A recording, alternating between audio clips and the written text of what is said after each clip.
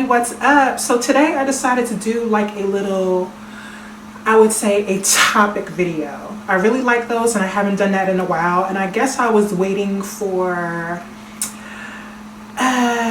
the right topic, something that I felt, I don't want to say passionate about, but something that just felt right, and something that I guess you can say means something for me personally. Something that I haven't done in a while, probably since the policing video. I was like, you know what, I'm ready to do another discussion video. So here we go. So I'm just gonna get right to it. Basically what I wanted to talk about today is Kamala Harris. All right, so as we all know, Joe Biden has chosen her for his VP pick, okay? And I guess you can say that on Facebook, Instagram, I've been seeing posts from people and their opinions on Kamala. And I figured I would do my due diligence to do my own research just to kind of get more clarity on her record. And some of the things I was surprised to see. Some is just like, you know, okay. Basically just wanted to shed my opinion on the situation and how I feel we should just kind of collectively move forward, regardless of how you feel about Kamala, okay? Because at the end of the day, she is the pick, she is the girl, okay? And, you know, our alternative is not the best. All right, actually our alternative sucks, as we all know. So yeah, so I just wanted to basically break down Kamala, but without tearing this woman down. The last thing that I want to do as a black woman is to tear her down, but I did want to at least acknowledge the people who kind of feel like there are some kind of a couple sketchy things in her record that's kind of like give you pause. But again, you know, an attorney general, that's a tough job. And if we expect anyone, male or female, black or white, to not get their hands a little dirty with that kind of job, then we're being naive, okay? I just have to put that out there. We are being naive if we don't think that someone in that position is not going to have to make some tough choices. Some choices that may end up biting you in the ass later on, which is what I think is happening right now, okay? So based on my research, and again, I always say that if you're interested in any candidate, do your own research, but I'm basically going to kind of do a quick review on what I saw, okay? All right, so first thing is, I thought this was kind of funny that she referred to herself on her campaign trail as she was running to be president. She refers to herself as the top cop. So I was kind of like, okay, so you can kind of see where she leans, right? So I know there are some people who don't like that. It kind of feels like she is more in support of police than she is of the community and the victims,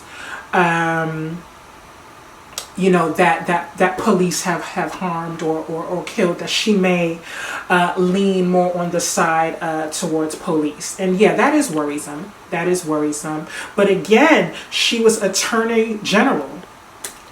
To bring a little clarity to what I'm trying to say.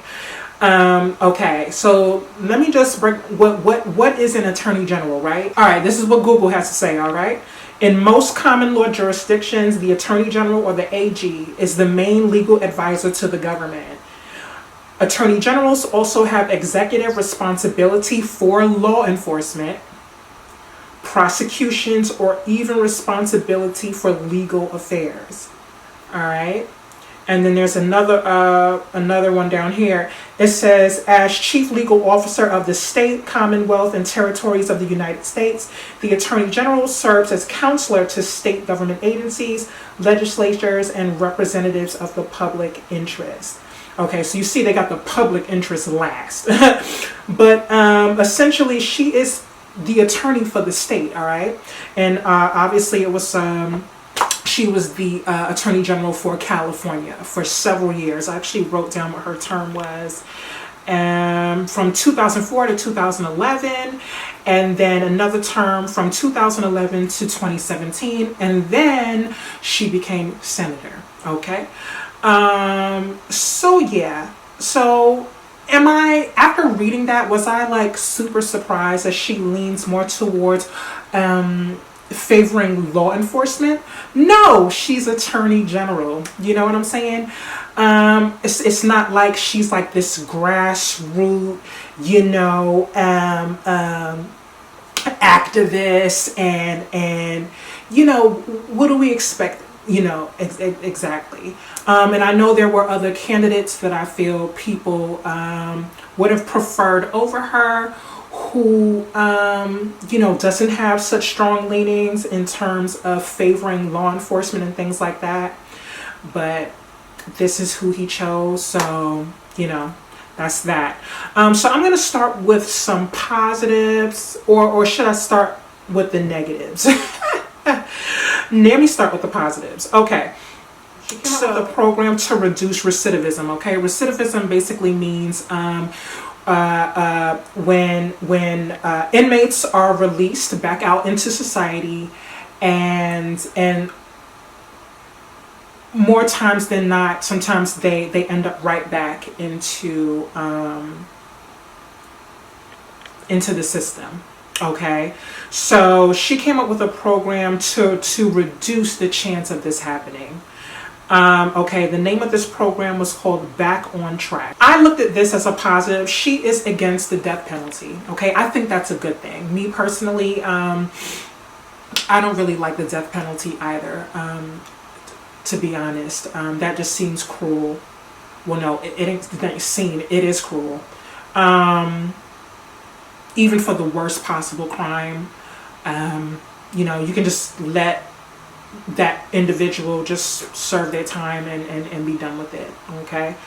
But she actually stood on her, like, she had conviction. And what I mean by that is there was a case where a police officer was shot and killed by a man, and excuse me, the police unions were calling for this individual to get the death penalty, and she could have easily swayed, you know, for sure, especially when you're getting pressure from police unions and such, and we already know the power that police unions have. But she stuck to her convictions, and she did not allow that death penalty to go through. So I see that as a good thing. Anyone that can stand on what they believe in, even when they're pressured, have a lot of pressure on them to do the opposite, she didn't waver. That is a positive. Okay, thing that I consider to be a positive, again, just my opinion, she was initially opposed to legalizing recreational marijuana usage. Okay, not that I'm saying now, I'm not saying that like that's the positive part, but some years down the line, she actually changed her position on that topic. When she was senator in 2018, she actually co-signed on to Cory Booker, which I love Cory Booker, by the way, to Cory Booker's Marijuana Justice Act. Okay, so again, I know people sometimes kind of like to pick apart people's records and go way back to things that they did, you know, 10 or more years ago. But guess what? People change sometimes. People's opinions and how they feel about something initially, it can change. It can change with time. It can change with experience. It can change with the relationships that you build with people. And then you realize, you know, I felt that way before, but you know, I kind of don't feel that way now. It happens, okay? So again, I don't necessarily like to, you know, beat somebody up over something that, you know, that they felt 10 or more years ago. Now again, I know in some cases you like, now hold on now, you know, now if it's like a racist type of situation and things like that, again, there are some people that do change. And, you know, but again, I just feel like it's situational. Okay. So once again, I kind of saw that as a positive. Okay. She was against legalizing recreational marijuana use. She was only for medical marijuana usage. But again, in 2018, she changed her position on that issue, and she co-signed with Cory Booker for the Marijuana Justice Act. Okay. Boom. All right. Now, again, this is not really a negative, but it's just, I guess you can say it was a weak policy. She came out with a body camera program, but didn't make the program mandatory. Okay, so basically, just giving each individual, I guess you can say, jurisdiction, you know, the decision to use them or not. So it wasn't like it was like, you guys have to do this. Okay. So that was weak. It was a little weak. She also came out with a law enforcement training program called Principal Policing, Procedural Justice, and Implicit Bias course. Wow. Okay, that's long. All right. And again, that's a good thing, but it was weak in terms of policy. It was weak, mainly because it was an 8-hour course. I mean, what is that? Like, people you got to get like more college credits than that, like just to, you know, graduate college. But this is something that's like life and death. And that's part of the problem. Police training, it's not really taken that serious, right? Because if you're offering a police training course and it's only 8 hours, what do you expect for them to get out of that? You know what I'm saying? It's like when you start a new job, your training is at least a week, right? I mean, you know, on average. So yeah. So even though she tried, I would say that was weak policy. Okay. And then also too, it wasn't mandatory.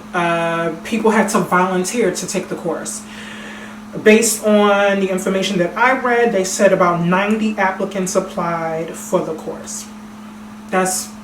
Can you imagine how many police officers there are in the state of California and only 90 applied? Yeah, that says a lot. I left the 2 policies that I found the most questionable at the end. I don't know why, but yeah, I just left them at the end because when I read it, I was like, ooh. Okay, so she also instated this anti-truancy policy, all right? Now, let me just explain what that is. All right, she was basically holding parents accountable, but in a really harsh way. All right, punishing parents with fines up to $2,000, excuse me, or jail time, or both. Okay, and that was basically, that would be punishment for school-age kids. I believe that was kindergarten through 8th grade, if they missed at least 10% of their you know, their attendance or whatever, if they were constantly out of school. Okay, and now we all know that's crazy. I mean, as a parent of again, I have a 5-year-old. So she's not at that age yet where she's even thinking about skipping school. You know what I'm saying? But I used to be a teenager once who did skip school, especially if you're a parent, that we cannot watch our children 24/7, especially parents that have to, you know, work, you know, certain hours where, you know, they can only hope that their kids are going to school when they're not home. But it's like, to put that total blame, you know, on the parent, I feel like is dangerous territory, and it's not fair. So yeah, that was a policy that I definitely didn't agree with, and I thought was, you know, perhaps she had the best intentions. And if you're not familiar with the saying, the road to hell is paved with good intentions, yeah, that's a good example of it. Especially like to find these parents, and come on, you're talking about, you know, these parents probably maybe are already, you know, whatever job they got, they may be struggling already to pay the rent, put food on the table, buy their kids clothes, shoes, whatever, and you hitting them with this $2,000 fine for something that may be very well out of their control. You know what I'm saying? So yeah, I didn't really like that policy. I think that is a very questionable policy. And apparently, sometime down the line, she even admitted that it was, it was questionable. They said in some type of podcast interview, she actually released an apology for that policy. So again, it goes back to what I said. People sometimes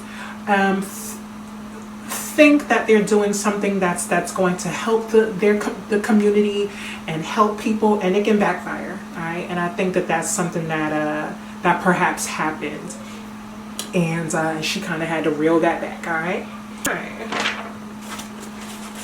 This one here, I would have to say, was the worst one. It was the worst one. All right, so I'm just going to read it because it's a lot, okay? As you can see, I have my notes here because it would have been hard for me to remember all of this stuff. All right. It says in 2014, federal judges ordered that all nonviolent second strike offenders be eligible for parole after serving half their sentence to reduce its prison population by about 33,000, okay, inmates. Many of these inmates worked as groundskeepers, janitors, and kitchen staff. It's said that Harris's lawyers argued in court at that time that releasing these inmates would drastically reduce their prison labor pool. When I read that, I was like, so you're not going to release somebody because you want them to stay as prison labor? That's not even funny. I'm laughing now because it's crazy, and it's cruel. Actually, it's cruel. Yeah, you can't keep somebody locked up so that they can continue to be a janitor and kitchen staff and things like that. If they serve their time, they serve their time. Let them go. That's all right. But anyway, she claimed that she was shocked to hear that her defense used that reason in court. Okay. So yeah, apparently she wasn't really aware that they were going to use that reason in opposition to releasing these inmates. So based on the information that and the research that I looked up on my own, I understand why people have some concerns about Kamala Harris. But at the end of the day, I will take her and her somewhat sketchy record over what is currently in the White House. We can either be part of the solution or we can be part of the problem, okay? So sure, the people out there who want to pick her record apart, pick her past apart, I say more power to you, but I feel like we can be so much more productive if we just focused our energy on how we can get Trump out, because, at the end of the day, all of the chaos and all of the confusion and the hate rhetoric and the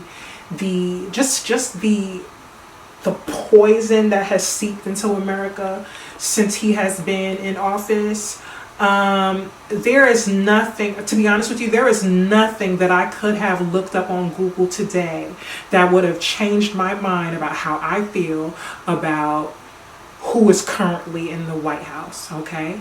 So that's all that I'm saying. Sure, you can do your research on Kamala. She has her positives, she has her minuses, just like Joe Biden. There are some people that don't like Joe Biden either. Look, nobody is perfect. Nobody has a perfect record. Not you, not me. Everybody has a past, all right? Everybody has something in their past that was kind of like, if I had the chance to rethink that, to make a different decision, I would have done so. All right, hindsight is 20/20, right? We are all familiar with that. So instead of beating her up about decisions that she made 10 or more years ago, let's focus on the good that she can possibly do, okay? And at the end of the day, she is the first black woman to be nominated for vice president, okay? And that is a good look. That is a wonderful thing, a beautiful thing. And there were other choices, you know, but this is the one that was made. She's the girl. All right, she is the girl. Even if you don't agree with everything that she has done or everything that she may stand for, I don't really like that whole top cop thing that she refers to herself that way. But again, you know, she was a lawyer. You know, she was an attorney general. So yeah, let's think about how difficult it probably was for her as a woman, and then as a black woman in that environment. You know, Attorney General of California, and you know, it's already difficult for people to take you seriously. You know, as a woman. And then when you're black, they have their ideas about, you know, how they feel you're going to perform and things like that just because you're black. So yeah, she probably felt immense pressure. And again, I'm not trying to make excuses for her, but that's a possibility as to why she probably made some of the decisions that she made back then. Or something that she heard a lot then was, oh, you know, a woman is not going to be tough on law enforcement. A woman is not going to be tough on this, and she's not going to be tough on that. And then unfortunately, you know, you kind of get put in a position where you feel like you have to prove yourself. So I'm sure that was something that she also had to face at that time.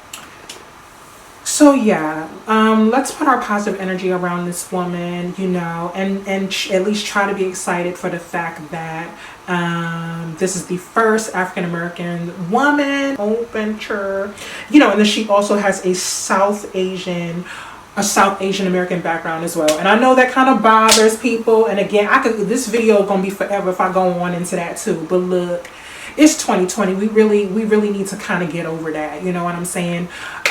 If you have a black parent, you are black, okay? So yeah, she is of mixed race, but she identifies as black, and guess what? The world identifies her as black as well, all right? So let's just be real about that. So black people in particular, why are we going to tear her down and make her feel like she not black enough? You know what I'm saying? Why? You know, let's not do that. So that's all I wanted to say. Like I said, I felt like this was a topic that I wanted to kind of chime in on and give my opinion on. And let's do the right thing. Let's be positive about this one, and let's try and pour our support into Kamala, whether you agree with everything that she stands for or not. All right, guys? All right, so like I said, you're either part of the problem or you're part of the solution, okay? Let's be part of the solution, all right? And let's make sure to vote November 3rd. All right, guys. Peace out.